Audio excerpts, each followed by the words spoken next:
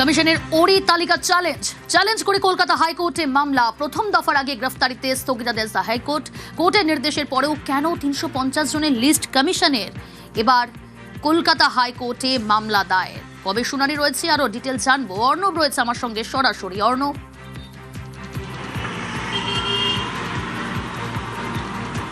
দেখো, এই তালিকা চ্যালেঞ্জ করে এবং কমিশনের এই ওরি তালিকা অর্থাৎ গোলমাল করতে পারে, সমস্যা তৈরি করতে তালিকা, সেই তালিকা চ্যালেঞ্জ করে সকালেই সিনিয়র অ্যাডভোকেট কল্যাণ বন্দ্যোপাধ্যায় প্রধান বিচারপতির দৃষ্টি আকর্ষণ করেন। অনুমতি দিয়েছেন প্রধান বিচারপতি জনস্বার্থ মামলা দায়ের করার জরুরি ভিত্তিতে। সেই মামলা দায়ের হয়েছে এবং কিছুক্ষণের মধ্যে প্রধান বিচারপতি ইতিমধ্যে নতুন বেঞ্চ একটা নির্দিষ্ট করেছেন যেখানে এই মামলা শুনানি হবে। বিচারপতি অরিজিৎ বন্দ্যোপাধ্যায় এবং বিচারপতি পার্থ সারথী সেনের ডিভিশন বেঞ্চে এই মামলা শুনানি আর কিছুক্ষণের মধ্যে শুরু হতে যাচ্ছে।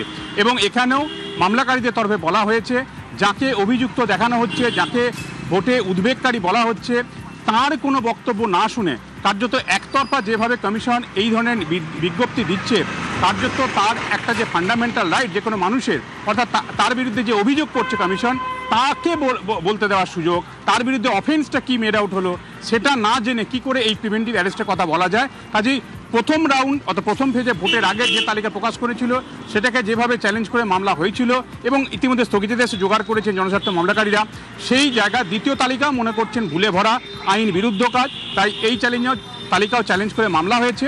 মামলা দায়েরের প্রক্রিয়া সম্পূর্ণ কিছুক্ষণের মধ্যেই শুনানি শুরু হবে বিচারপতি অরিজিৎ বন্দ্যোপাধ্যায় ডিভিশন বেঞ্চে।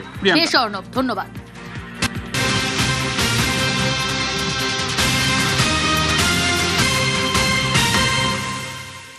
শান্তিপূর্ণ প্রথম দফার পর এবার টার্গেট অবাধ দ্বিতীয় দফা। আগামীকাল ভোটের আগেই আইন শৃঙ্খলা বজায় জোর দেওয়া হচ্ছে কমিশনের তরফ থেকে। কোথাও কোনো আইন শৃঙ্খলার অবনতি যাতে না হয় তার জন্য বিশেষ নজর, বিশেষ দায়িত্ব দেওয়া হচ্ছে পুলিশ কর্তাদের। প্রীতি রয়েছে প্রতিনিধি সরাসরি। প্রীতি, কোন কোন জেলায় পুলিশ কর্তাদের বিশেষ দায়িত্ব দেওয়া হচ্ছে, কমিশন সূত্রে কি খবর? দেখো, আইন শৃঙ্খলার কথা মাথায় রেখে এর আগে আমরা দেখেছি যে ভিন রাজ্য থেকে 11 পুলিশ অবজারভারকে আনা হয়েছে দ্বিতীয় দফার নির্বাচনের জন্য।